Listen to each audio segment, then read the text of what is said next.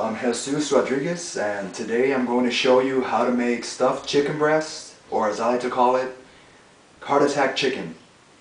You'll see why in a few minutes. The ingredients that you will need are 4 skinless, boneless chicken breasts, halves preferably.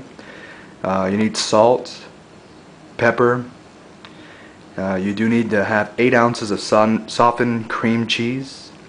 Half a tablespoon of dried chives, half a tablespoon of minced onions, 4 teaspoons of butter, and 4 slices of bacon or more, whichever you prefer. First, we start by preheating the oven to 350 degrees. There. Also very important, you want to make sure you wash your hands. You don't want to touch your food with dirty hands. So, yeah. The second step, you make sure you get the chicken breast. It's going to be pretty big, so you're going to have to pound it.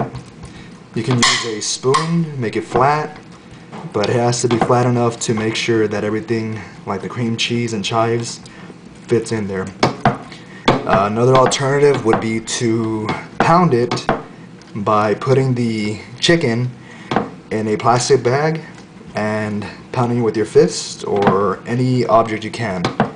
But this seems to work a little bit better.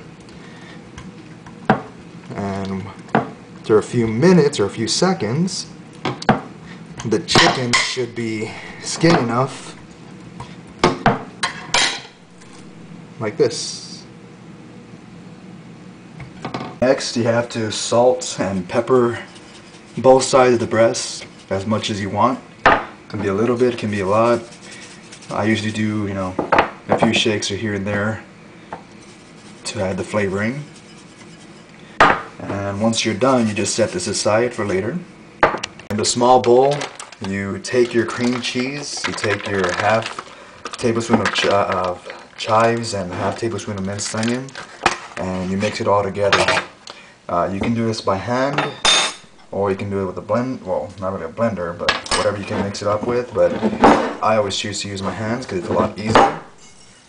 And you basically just mix everything just like that.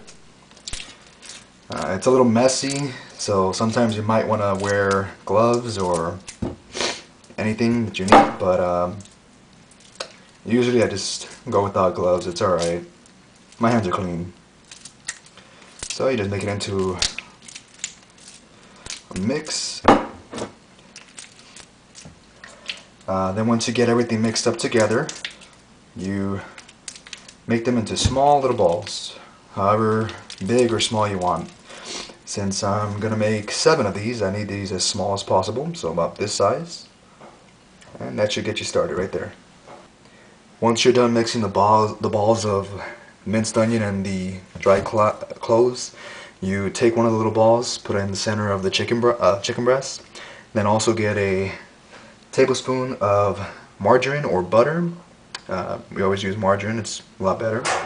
And the good thing is, margarine's always labeled with a tablespoon already, so you don't really have to measure it out. It's already 1 tablespoon here. There's 7 in 1 bar.